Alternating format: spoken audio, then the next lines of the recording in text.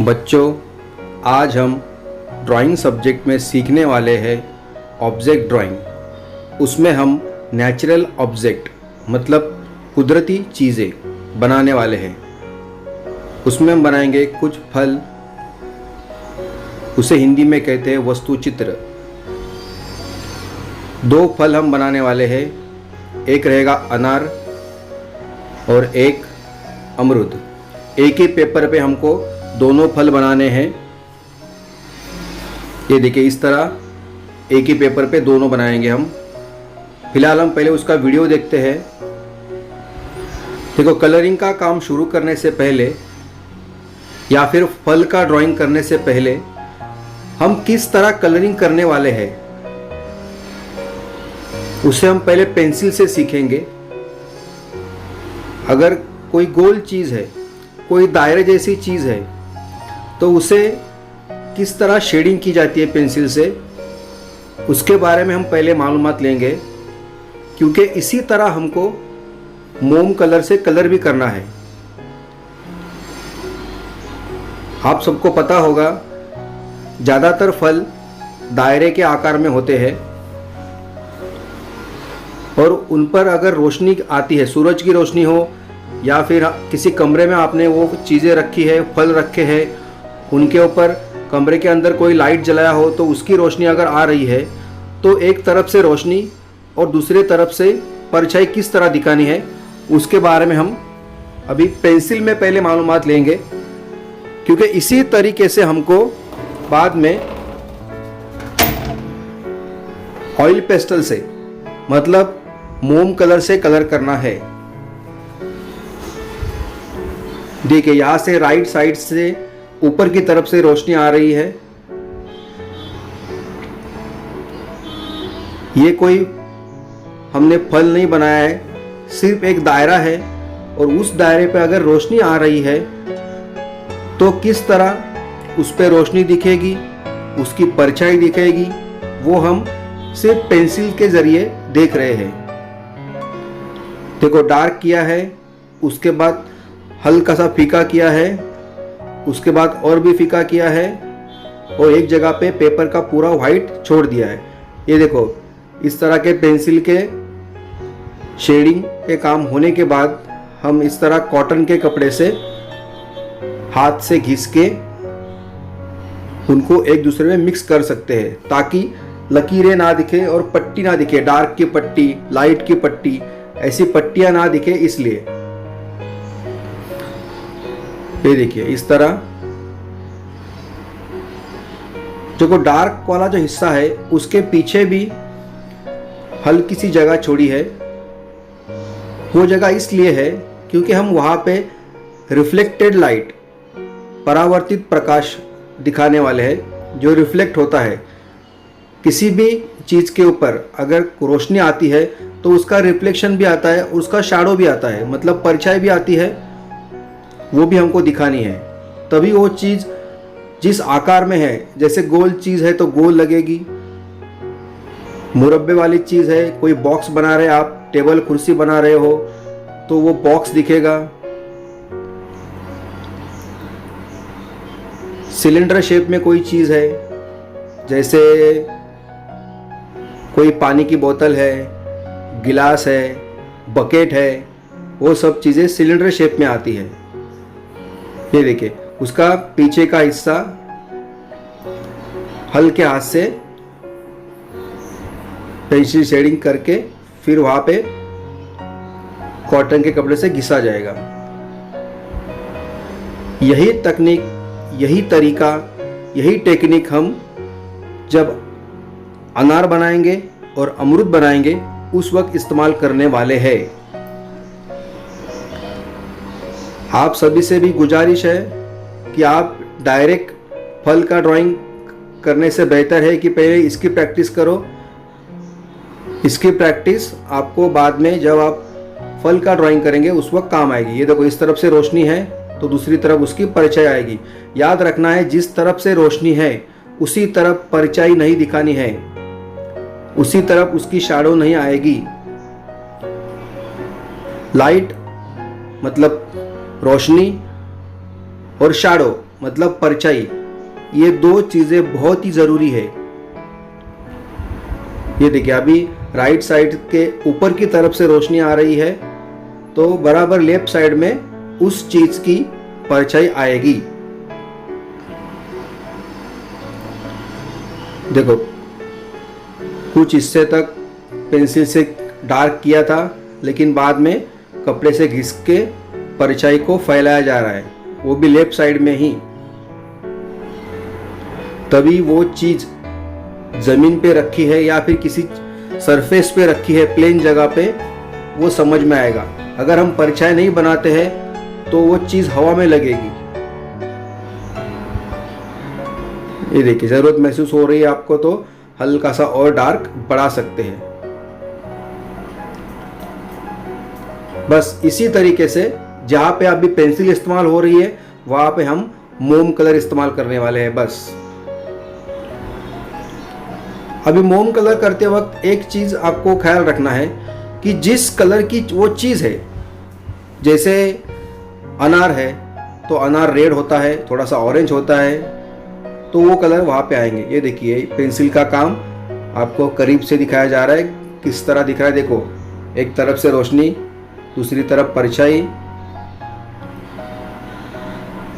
इस तरह आपको संभाल के काम करना है। यह प्रैक्टिस बहुत ज़रूरी है। एक पेपर पे, चाहे वो छोटे साइज का पेपर हो, लेकिन कम से कम एक बार आपको ये ऐसा दायरा बना के उसको पेंसिल शेडिंग करनी है और उसके बाद ही हम अमरूद और अनार का ड्राइंग करेंगे।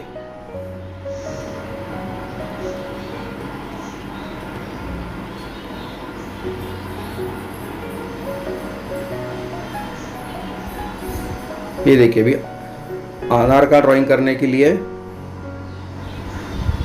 याद रखना है पेपर के हिसाब से बहुत बड़ा या बहुत छोटा ऐसा ड्राइंग नहीं करना है।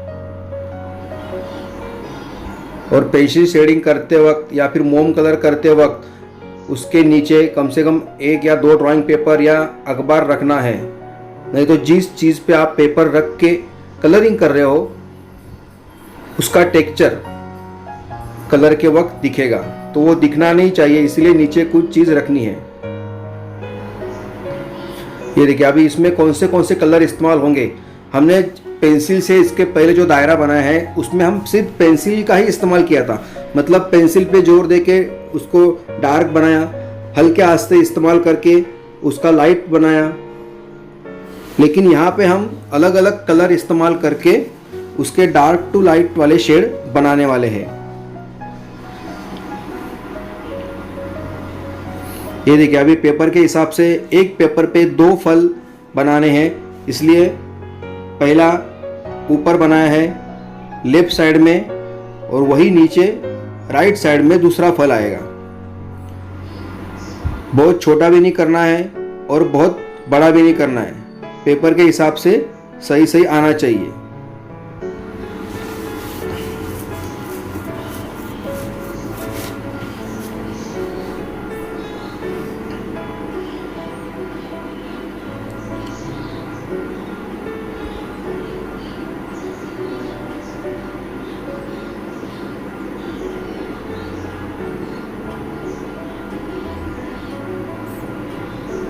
ये देखिए इतने कलर हम अनार में इस्तेमाल करने वाले, black, brown, red, orange, yellow और वाइट। सबसे पहले हम रेड से शुरुआत करने वाले हैं।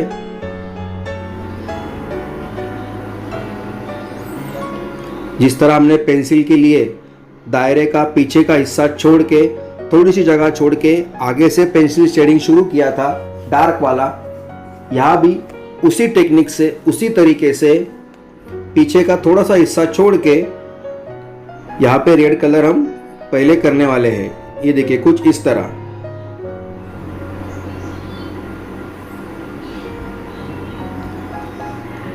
थोड़ा सा जोर दे के कलरिंग करना है, एकदम हल्के हाथ से नहीं। इसका रीज़न ये है, अगर आप हल्के हाथ से करोगे तो जब हम कॉटन के कपड़े से वो कलर एक दूसरे में मिक्स करेंगे तो जिस तरह हमने पेंसिल के वक्त कॉटन का कपड़ा घिस के लकीरें एक दूसरे में मिक्स की थी तो उस वक्त कपड़े को भी थोड़ी सी पेंसिल लगेगी। तो यहाँ भी ये चीज़ हो सकती है, हम जब कलर एक दूसरे में मिक्स करेंगे, दो कलर एक दूसरे में मिक्स करने के लिए हम उनके बीच वाले हिस्से में घिस के उनको मिक्स करेंगे, उस वक्त नीचे का कलर कपड़े को लग सकता है। मतलब कुछ कलर कपड़े में जाएगा और कुछ कलर पेपर में रहेगा। इसीलिए ज़्यादा कलर इस्तेमाल करना है, इसीलिए दबा के कलरिंग करनी है, वहाँ पे मोम कलर को प्रेस करना है वहाँ पे। ये देखिए उसके पीछे की तरफ ब्राउन कलर दिया है, अभी भी थोड़ी जगह है पीछे की तरफ, वो हम बाद में करेंगे। ये देखिए ब्राउन, फिर रेड, उसके बाद ऑरेंज। कलर करते वक्त जो भी पुराना कलर है जहां पे खत्म हो गया था उसको मिला के ही दूसरा कलर आगे बढ़ाना है। आपको दिख रहा होगा कि रेड के ऊपर ही ऑरेंज शुरू किया है और आगे फैलाया जा रहा है। तो इसी टेक्निक से आपको भी काम करना है।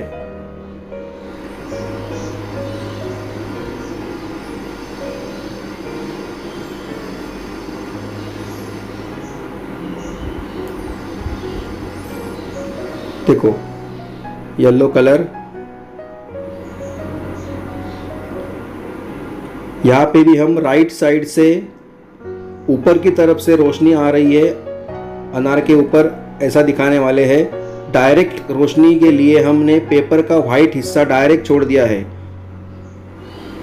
वहाँ पे हम ऑयल पेस्टल का व्हाइट कलर इस्तेमाल करने वाले हैं। देखो दो डॉट छोड़े हैं, डायरेक्ट पेपर का व्हाइट छोड़ दिया है वहाँ पे।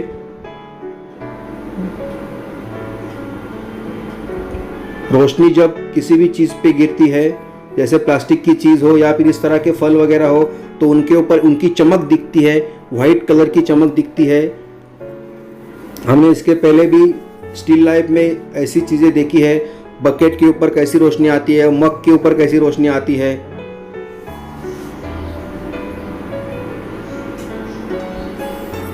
देखो जहाँ ज़रूरत है हल्का हल्का हम ग्रीन कलर भी दे रहे हैं,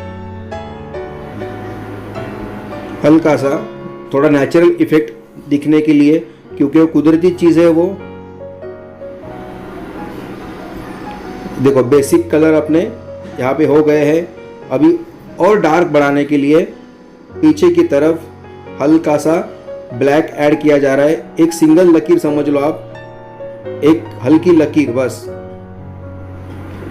इसे एक दूसरे में मिक्स करने के बाद हमारी चीज़ और गोल दिखेगी, पूरा दायरे जैसा, बॉल जैसा वो अनार दिखेगा। देखो अभी भी हमने कपड़े का इस्तेमाल करके एक दूसरे के हिस्से में कलर मर्ज नहीं किए हैं, मिलाए नहीं हैं।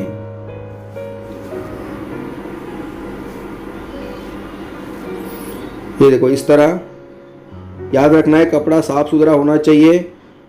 और एक जगह पे कपड़े पे कलर लग गया तो दूसरी जगह इस्तेमाल करने है कपड़े की। आप एक ही कपड़ा, एक ही बाजू, एक ही साइड उसकी बार बार यूज़ करेंगे तो कपड़े को लगा हुआ कलर अपने ड्राइंग में लग सकता है। ये देखो पीछे का जो हमने हिस्सा छोड़ा था रिफ्लेक्टेड लाइट के लिए, वहाँ पे मैं अभी ऑरेंज कलर दे रहा हूँ, क्योंकि इसके बाद कलरिंग का काम नहीं होगा, सिर्फ मिक्स जो करने हमको कलर कपड़े के ज़रिए उसका ही काम होने वाला है। इसीलिए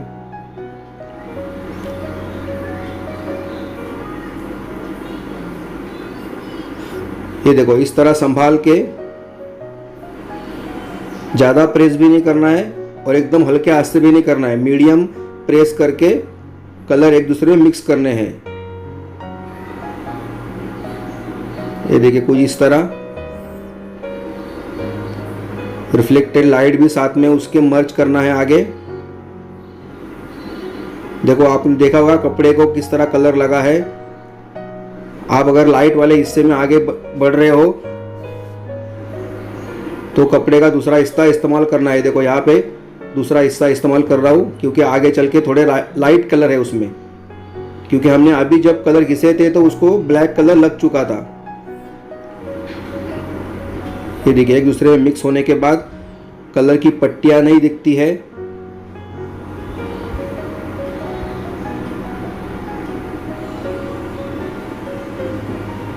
रोशनी, डायरेक्ट रोशनी दिखाने के लिए हमने जहाँ पे पेपर का डायरेक्ट वाइट छोड़ा है उस जगह पे बहुत ही संभाल के काम करना है।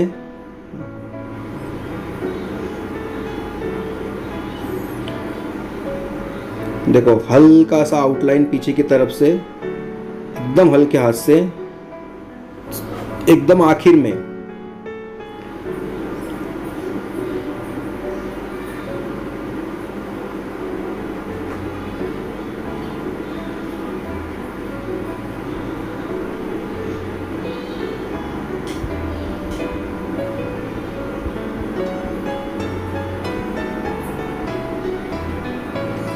देखो अभी जो हमने डायरेक्ट रोशनी दिखाने के लिए वाइट जगह छोड़ी है, वहाँ पे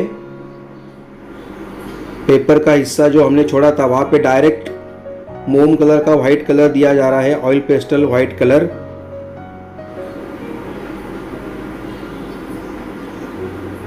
आप चाहे तो एक दो जगह पे और ऊपर की तरफ, लेकिन जिस तरफ से रोशनी आ रही है उस तरफ दिखाने के लिए इसका इस्तेमाल कर सकते हैं।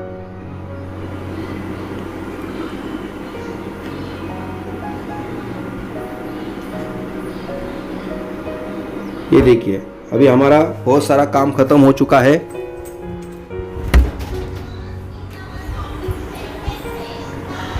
देखो अमरूद या अनार जो भी फल है उसके ऊपर इस तरह के दाग होते हैं। देखो इस तरह के कुछ दाग, हल्के हल्के दाग वगैरह होते हैं, उनको भी हम इस तरह ड्राइंग में दिखा सकते हैं और थोड़ा नेचुरल दिखने के लिए।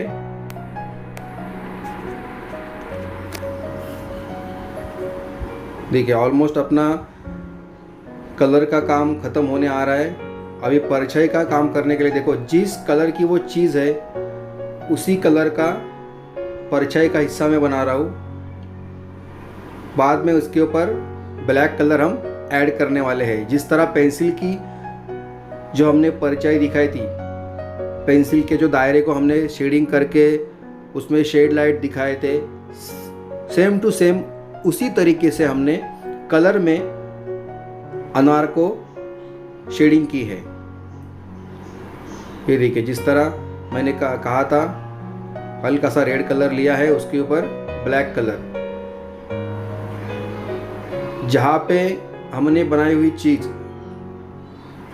नीचे ज़मीन पे रखी हुई है ऐसा दिखाना है, वहाँ पे ब्लैक कलर लगाना है, क्योंकि सबसे ज़्यादा डार्क शैडो, डार्क परछाई वहाँ ही होगी और धीरे धीरे आगे जाके परछाई उसकी फीकी हो जाएगी। ये देखो इस तरह अगर राइट साइड से रोशनी है तो लेफ्ट साइड में परछाई आएगी और चीज़ के करीब डार्क आएगी और आगे जाते जाते फीकी हो जाएगी। देखो इस तरह हमारा अनार का काम ख़त्म हो रहा है। ज़रूरत महसूस हो रही है तो आप बाद में हल्का सा ब्लैक कलर और उसमें ऐड कर सकते हैं परछाई में।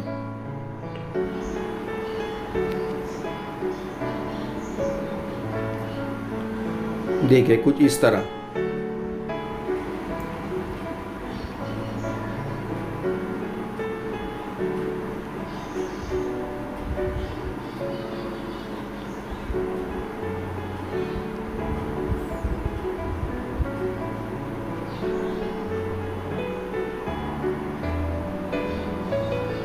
कपड़े से इस तरह घिस के उसे भी मिक्स करना है।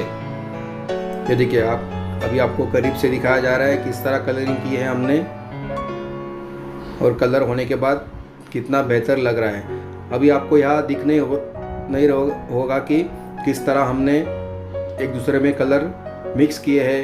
लाल कलर कहाँ शुरू हुआ है, ऑरेंज कलर कहाँ शुरू हुआ है, आपको यहाँ नहीं दिख रहा होगा, एकदम नेचुरल दिख रहा होगा।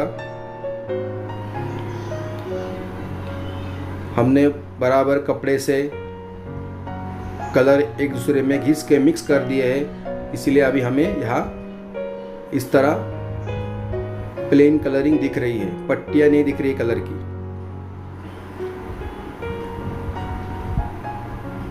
देखो अभी ऊपर की तरफ हमने अनार बना दिया तो राइट साइड में नीचे की तरफ हम अभी अमरूद बनाएंगे। उसका भी ड्राइंग पेंसिल से पहले पूरा करना है। फिर उसे जिस तरह हमने अनार को कलर किया है या फिर जिस तरह हमने पेंसिल से छोटे दायरे को पेंसिल शेडिंग की थी उसी तरह उसको भी करनी है। ये देखिए पूरा होने के बाद पेंसिल की जो लकीरें हैं, एक्स्ट्रा लकीरें जो आपको नहीं चाहिए, आप इस तरह रबर से मिटा सकते हैं। लेकिन बहुत हल्के हाथ से काम करना है। जहाँ कलर किया है वहाँ रबर नहीं जाना चाहिए।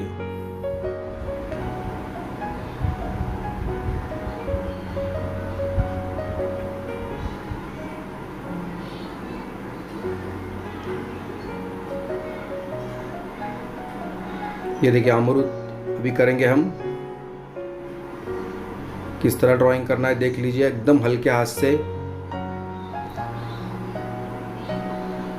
वो भी दायरे जैसी चीज़ है इसीलिए हल्के हाथ से पहले दायरा बनाना है,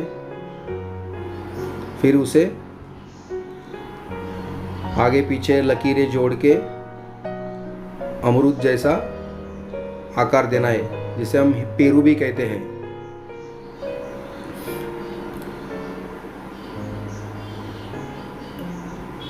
एक उसकी कटी हुई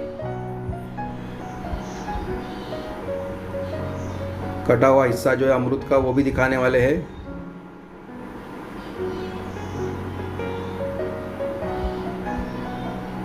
एक पूरा अमरूद,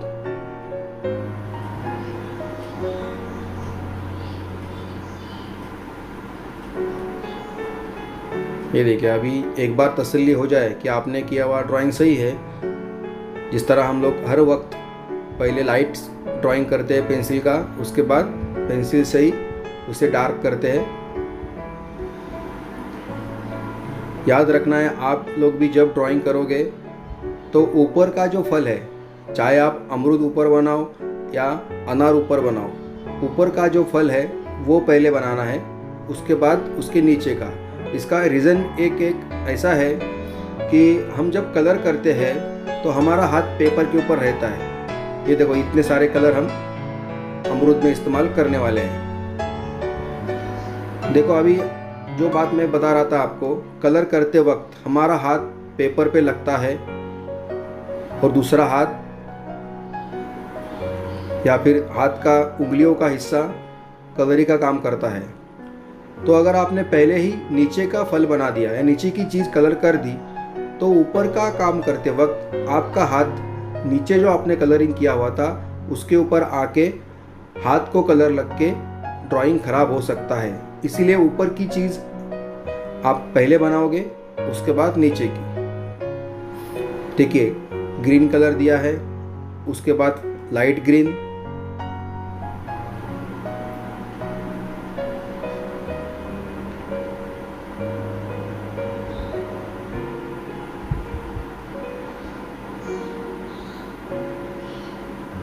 जिस तरह हमने अनार के लिए किया था। एक कलर ख़त्म होने के बाद उसमें जब दूसरा कलर मिक्स किया जाएगा तो पहले जो कलर हमने दिया था उसको जोड़ के ही आगे का कलर शुरू करना है, ना कि बीच में कोई जगह छोड़ के। उसके ऊपर थोड़ा सा आया तो भी चलेगा, क्योंकि हम बाद में उसे कपड़े से घिस के मिक्स करने वाले ही है।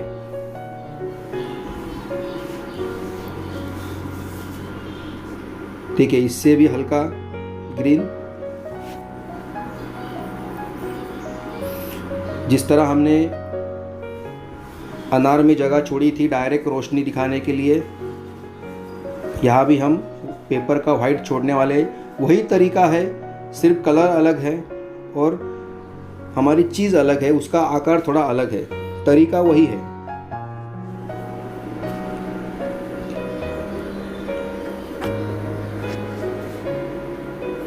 ये देखिए थोड़ा पीला कलर दिखाया जा रहा है।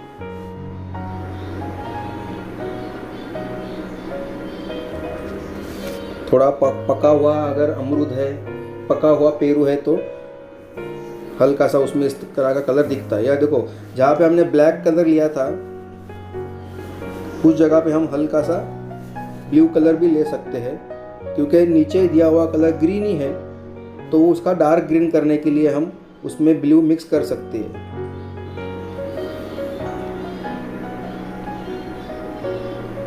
ये देखिए, और डार्क दिखाने के लिए मैं ब्लैक भी इस्तेमाल कर रहा हूँ।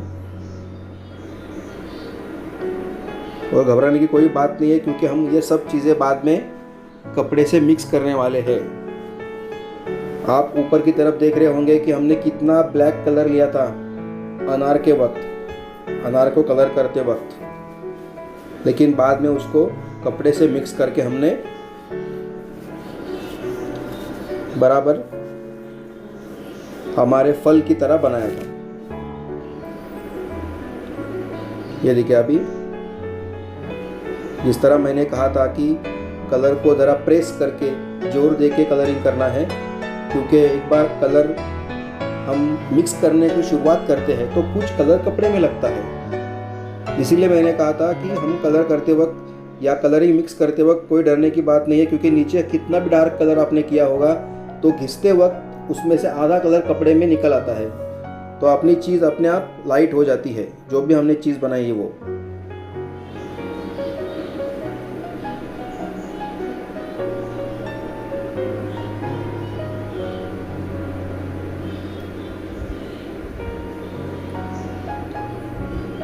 बहुत संभाल के घिसना है, क्योंकि आपका हाथ यहाँ वहाँ लग गया पेपर में तो बाकी जगह दाग आ सकते हैं कलर के, तो इसलिए बहुत ही संभाल के काम करना है।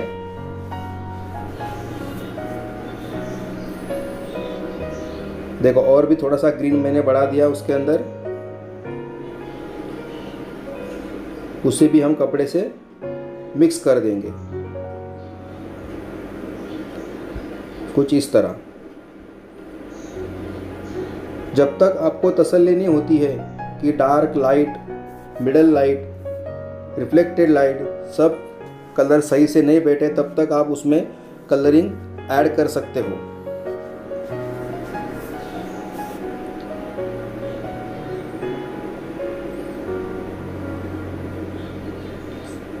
अमरूद की ऊपर की डंडी है, येलो ऑकर कलर लिया है उसमें। एक तरफ परछाई का हिस्सा है उसका, जिस तरह अमरूद पे दिखाया था या फलों में दिखा रहा है, एक तरफ से लाइट एक तरफ से डार्क, तो यहाँ भी उसी तरह आएगा। और आप यहाँ देख रहे होंगे मैंने उसका एक पन्ना भी बनाया है, पत्ती भी बनाई है उसकी। आप चाहे तो इस तरह पत्ती भी दिखा सकते हैं, उसमें भी इसी तरह कलर करना है, लाइट डार्क डार्क, इस तरह हम कलरिंग कर सकते हैं।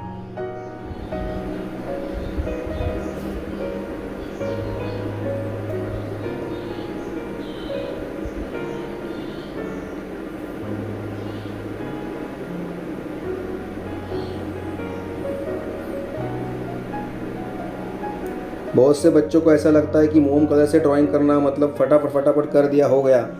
ऐसी जल्दबाजी करके नहीं करना है। कोई भी ड्राइंग आप करोगे, चाहे वो मोम कलर का हो, पेंट कलर का हो, सिर्फ स्केच पेन से करने वाला हो, पतले वाटर कलर मतलब ट्रांसपेरेंट वाटर कलर से करने वाला हो, तो भी जल्दबाजी नहीं करनी है। देखो, कटा हुआ अमरूद का हिस्सा है ये, नीचे की तरफ थोड़ा सा ग्रीन ही आएगा, और अंदर की तरफ देखो डायरेक्ट वाइट नहीं होता है, वो हल्का सा ऑफ वाइट कलर होता है। तो उसे कैसे कलर करना है वो भी हम देखने वाले हैं। किसी दूसरे अमरूद का कटा हुआ एक हिस्सा हम वहां रख रहे हैं।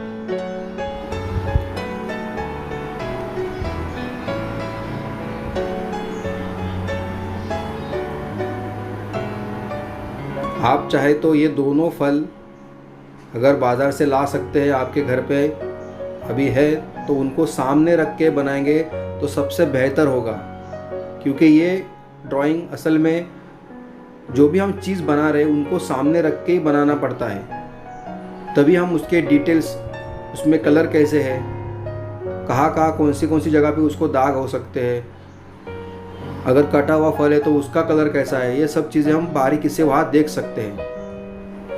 ये देखिए, अंदर का जो हिस्सा मैंने कहा था थोड़ा सा ऑफ वाइट था, तो मैं सब जगह येलो ऑकर कलर नहीं दे रहा हो, हल्का हल्का सा बॉर्डर जैसा कलर कर रहा हो, फिर बाद में इस कलर को घिस के अंदर की तरफ मिलाया जाएगा तो अपने आप ऑफ वाइट कलर बन जाएगा, क्योंकि पेपर का वाइट है पहले से ही और हम जो अभी कलर कर रहे हैं वो घिस के जब अंदर आएगा तो अपने आप ऑफ वाइट का इफेक्ट देगा, ऑफ वाइट कलर दिखेगा। ये देखिए कुछ इस तरह।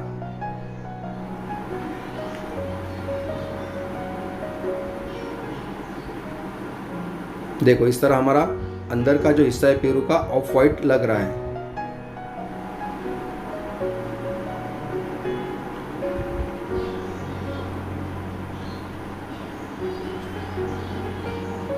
अभी हम उसके अंदर जो कटा हुआ हिस्सा दिखाया है उसके अंदर बीज भी दिखा सकते हैं। देखो उसके लिए मैंने फिर से येलो ऑकर कलर लिया है, क्योंकि बीज थोड़ा सा पीले की तरफ जाता है, हल्का सा ऑकर तलक कलर होता है। एक तरफ उसको परिचय दिखा रहा हूँ बीज को। ये देखिए कटा हुआ हिस्सा अमरूद का हमारा बन गया, पेरू का कटा हुआ हिस्सा बन गया। उसके बाद जिस तरह हमने अनार के लिए परछाई बनाई थी उसी तरह मैं देखो आप यहाँ देख रहे होंगे कि वहाँ पे जब परछाई दिखानी थी अनार में, उस वक्त मैंने रेड कलर दिया था सबसे पहले और यहाँ पे ग्रीन कलर दे रहा हूँ। इसका मतलब यह है कि जिस चीज़ का हम ड्राइंग कर रहे हैं उस चीज़ का जो कलर है वही परछाई में हम दिखाने की कोशिश कर रहे हैं। बहुत से बच्चों को लगता है परछाई मतलब एकदम काला कलर, डायरेक्ट ब्लैक कलर, तो ऐसा नहीं है बच्चों। ये देखिए अभी जिस तरह हमने कहा था जहाँ पे हमारी बनी हुई चीज़ ज़मीन पे टिकी हुई है उस जगह पे सबसे ज़्यादा डार्क कलर आने वाला है। फिर वहाँ से हम उसको कपड़े से मिक्स करके फैला देंगे।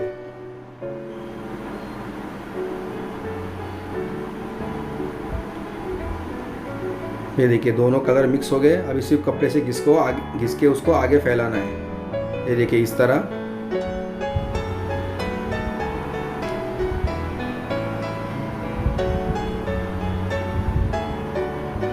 याद रखना है हमने दोनों फलों में राइट साइड से रोशनी दिखाई है, इसीलिए दोनों की परछाई लेफ्ट साइड में दिखाया जा रहा है। उसकी जो परछाई है, शैडो है, वो लेफ्ट साइड में दिखाई जा रही है।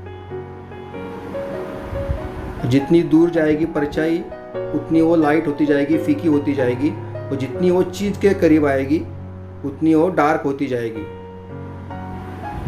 जिस तरह हम अगर ज़मीन पे खड़े हैं तो सूरज की रोशनी हमारे ऊपर जब आती है तो हमारे पैरों की पास की हमारी परछाई बहुत डार्क होती है, और जैसे जैसे परछाई आगे जाती है हल्की सी फीकी हो जाती है।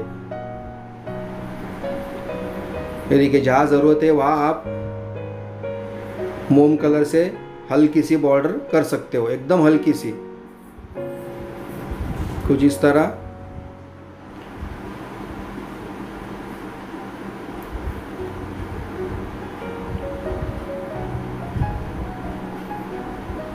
इस तरह हमारे दोनों फलों के ड्राइंग पूरे हो गए।